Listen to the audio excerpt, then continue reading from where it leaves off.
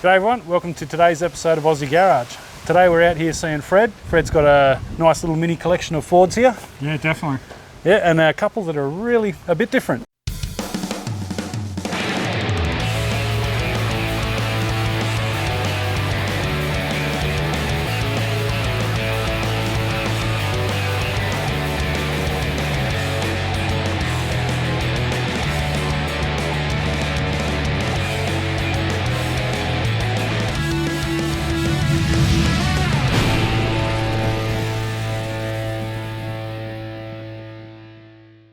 Alright, just quickly guys, if you'd like to support Aussie Garage in any way, jump onto our website. We've got t-shirts, we've got stubby coolers, we've got hats, we've got surfboards, we've got all sorts of stuff there. We really appreciate your support. Anyway, let's get to the video.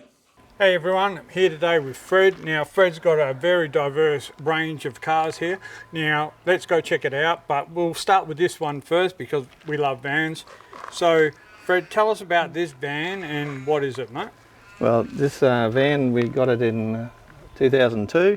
Yep. It is a genuine Sundowner van, but I'd changed it around a bit. So Yeah, fair enough. all the enthusiasts can be angry with me, but I did it my way. So Yeah, fair enough. And yeah, so it was a yellow rusty bucket of bolts when I got it, and gathered bits and pieces and turned it into what it is now. So this is a XC Ford panel van. What year? 78. 78, same year as mine. Perfect. And so this was it originally the Pine Lime Sundowner? Yeah, that horrible yellow colour. Yeah. Pulling it down, we did find remnants of the green Sundowner stripes. Wow, okay. In the door jambs. So obviously this is not a original colour. This is a custom colour called Purple Pearl, which I sort of had an idea of what colour I wanted, and so I went through the colour charts, and you got a little 1-inch square. Yep. And so, oh, that's going to be the colour of my car. Yeah. Everybody seems to like it, and it pops in the sun. So Where did you find this in the first place? I was working at Alcara, and I think it was on. They have a little like marketplace there, and I picked it up back then for $1,200, and Wow, awesome. And it was all running back then as well? yeah, I drove it home from Rockingham to Mandurah on a permit there, and that was interesting. But Yeah, got a new car, you don't know what you're going to do, you don't know what's going to happen, and straight to the garage and stripped it down. So how long did it take for you to, by the time you bought it, get it back home, strip it down and get it to this stage? Well, it didn't take long to strip it down. Yeah. Putting it back together and getting it painted, that, well, I guess it was a couple of years. Its first major trip was to the Panel Van Nationals in Maryborough, Victoria. But it ran quite well, and yeah, we just towed a little box trailer at that stage. We were a bit younger then, and it's been to a couple of Van Nationals. So.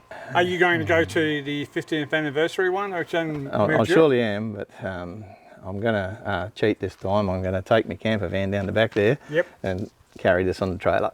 Yeah, perfect. The camper van, you put the handbrake on, you step out over the back, and you've got a cold beer waiting for you. Yeah. All ready to go. Great, yeah. So why purple? I just like purple. I've always liked purple. Oh, that's good. Even when I was a kid, my bicycle, I painted it purple. So. Fair enough, mate. You've got all the original parts pretty much, but I even like the fact that you got the surf rack on it. Yeah, the coffin rack. Where did I find that? Oh, I found that round the corner there. It was on some guy's car that was sort of wrecked in the corner, and I said, hey, I'll give you $50 for that roof rack, and yeah, no worries, help yourself. You don't see many of them. That's not the best one, but I'm always on the lookout for another one. But Yeah, fair enough. I've got 2 more in the shed, but they're all, because they come in 3 different sizes, and I've got a small one and a large one, but they're no good for that one. No. Do you know the background of the car before you bought it? No, not really, Okay. no. I just bought it and I changed it, and we had the first build. After a couple of years, we had a bit of an issue. We've got some cancer came through the side panels. Okay. So we stripped it down and rebuilt it again. Yep, fair enough then. That's what Yeah. you do. And then when we put it together, we put the bonnet scoop on it. A lot of people don't like it, but hey, it's my car and I can do it my way. Well, that's just it. Yeah. That's the rule. You can do it any way you want. I mean, and at the end of the day, what the Cobras came out with that same kind of style, Yeah, wasn't it? it was similar. The A9X kind of Yeah, it's style, a wasn't it? similar style. That's what the man on the internet said.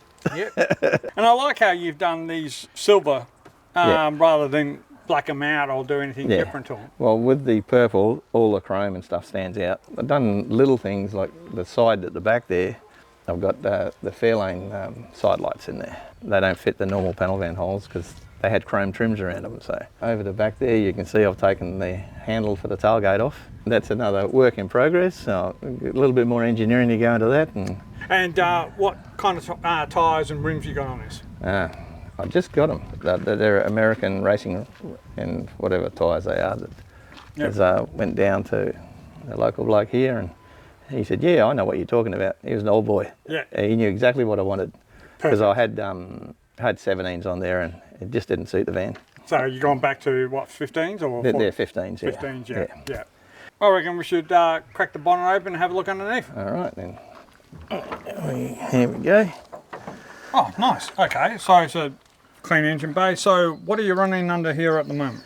Oh, this is your 351 Clevo. Not a great deal's done to it. It's got a little, what they call a towing cam. Sort out the tuning of that. And yep.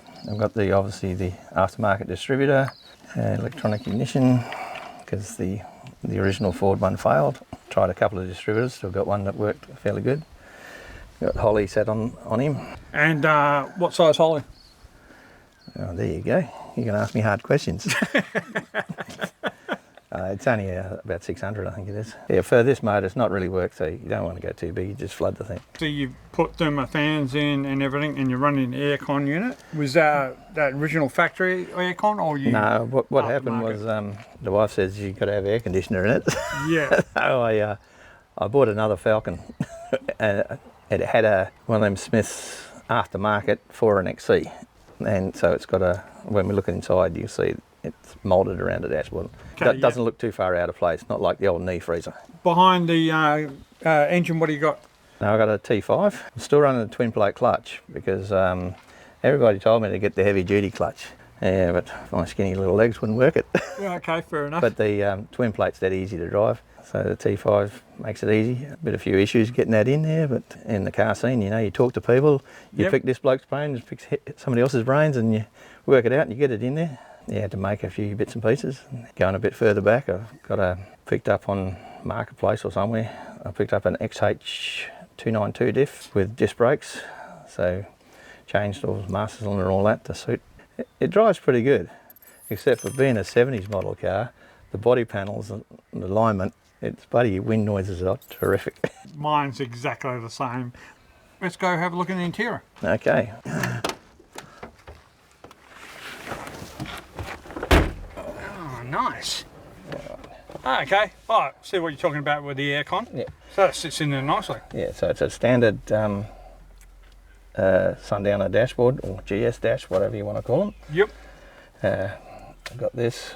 I have moved the radio. The radio is supposed to be in here, but I found an original blanking plate, and I quite like the look of that. Yep.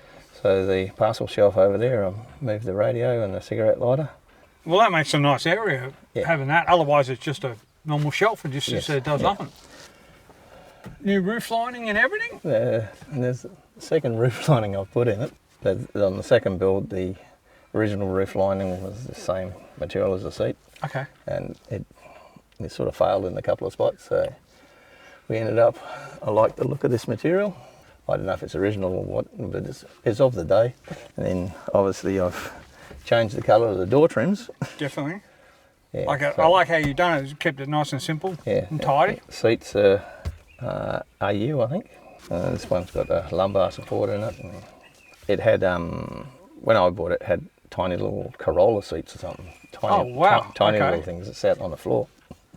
Why would they put a Corolla seat in a bloody Ford? Obviously, that's what they had. Yeah, well, I suppose that's it. Obviously, you follow the theme from the front all the way through to the rear, which we'll go have a look at in a second. Yeah, just try to make it all working in together. Yep, definitely. So, did anyone help you with the door trims and the headlining and stuff like that? Well, I've had a couple of different upholsterers give me a hand over the years, and I think the fella did a reasonable job on the door trims. So these are probably 20 odd years old, these door trims and seats. Because who knows, they still look good now, and they still feel nice. Yeah, seats lost a bit of colour, but Well, you get that when you use a vehicle. Oh, you do. You know, when it's a daily driver, mate, and a daily driver, it's fine. Yeah. All right, well, I reckon we should jump out. Let's go have a look at the back of the van. Okay, righto.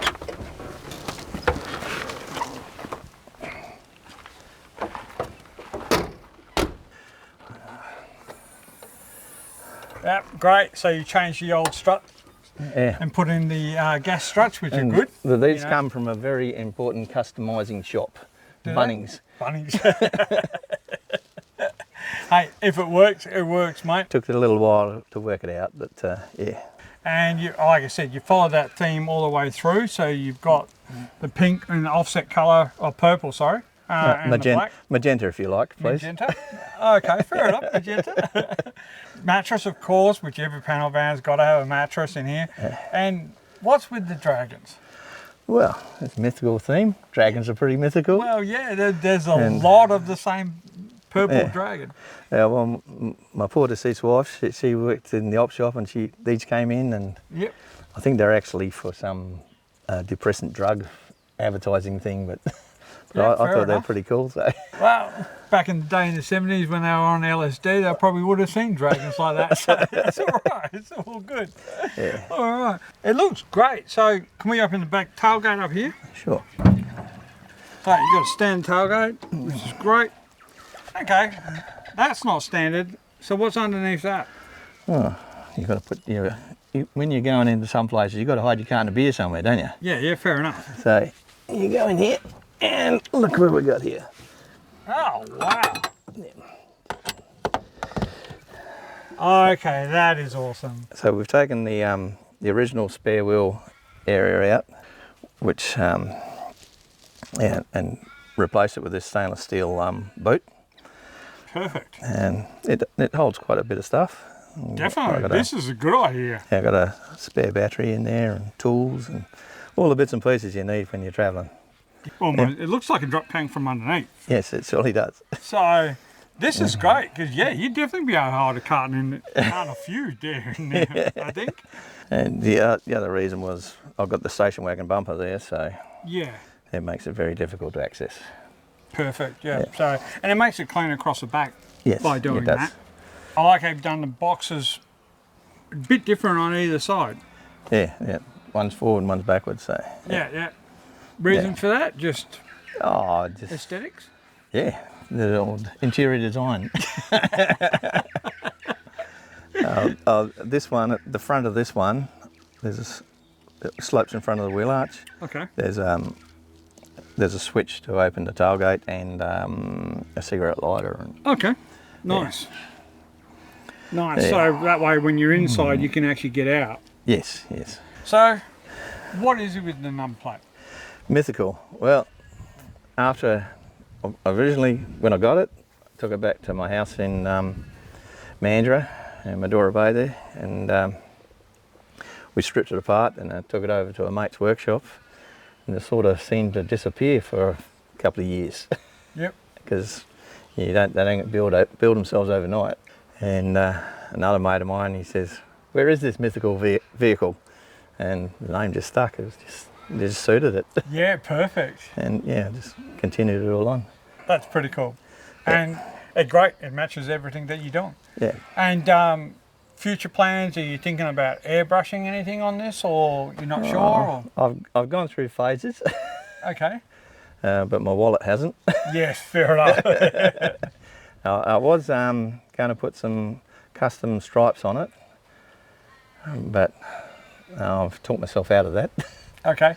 I had some, similar to Sundowner stripes, Yep. but different colours. I've always had the idea of going crazy with murals, but I know how much murals cost. Yeah, definitely. And since I can't do them myself, maybe I should learn that. No, I'll probably keep it much as it is. I think it's reaching towards the end of its road. I've got a few more lights and bits and pieces to install. Fair enough. Going to brighten up the back. I've got some little fancy fairy lights that's in my brain. Now I just have to get them into there. Yeah, nice. All right, well, let's go have a look at your next one, mate. All right. Thanks for watching that video on Fred's awesome panel van. Fred will be back next week with us with his 2 Edsels. So tune in then and we'll see you then.